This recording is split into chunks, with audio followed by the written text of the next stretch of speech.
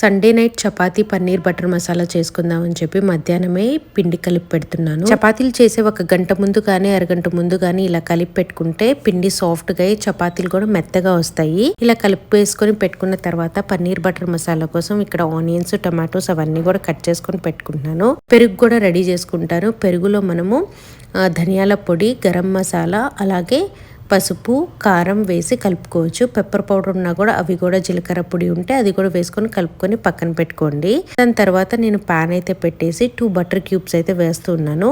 Butter melt అయ్యాక మనం ముందుగా షాజీరా, బిర్యానీ ఆకు, ఒక బడి ఇలైచి, దాని తర్వాత చెక్క వేసి చక్కగా ఫ్రై చేసుకున్న తర్వాత కట్ చేసుకున్న ఆనియన్స్ వేసుకొని సాటే చేసుకోండి.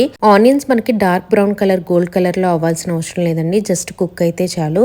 దాని తర్వాత ఒక 12 to 14 జీడిపప్పులు అయితే వేసేసుకొని అది కూడా కుక్ అయిన తర్వాత అల్లం వెల్లుల్లి పేస్ట్ వేసుకొని కొద్దిగా ఫ్రై చేసుకున్న తర్వాత టొమాటోస్ యాడ్ చేసుకోవాలి. టొమాటోస్ మెత్తగా అయిన తర్వాత పెరుగులో ఇందాక మసాలాలు కలిపాం కదా, అదంతా వేసుకొని బాగా కుక్ చేసుకొని బటర్ బయటకు వచ్చేంత వరకు కుక్ చేసి స్టవ్ ఆపేసేయండి. అది బాగా చల్లారిన తర్వాత మనం దీన్ని మిక్సీ పట్టుకోవాలి. మంచి ఫైన్గా పేస్ట్ చేయాలి. ఇక్కడ నేను యూజ్ చేస్తుంది న్యూట్రీ బుల్లెట్ అనమాట.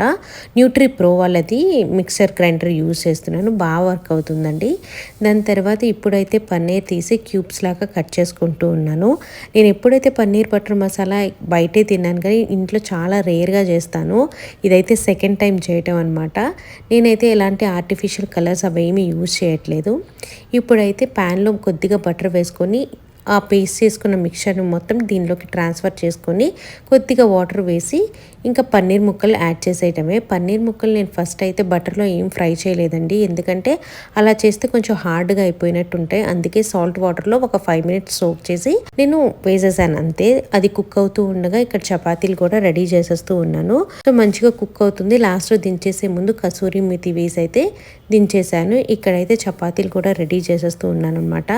మంచిగా పొంగుతున్నాయి చూసారా. ఒక గంట సేపు పాటు నేను పిండిని నానబెట్టాను కదా, అందుకే బాగా పొంగాయి. అలాగే పన్నీర్ బటర్ మసాలా కూడా రెడీ అయిపోయింది. డిన్నర్ అయితే చాలా బాగా ఎంజాయ్ చేసాం, ఇంట్లో అందరికీ నచ్చింది.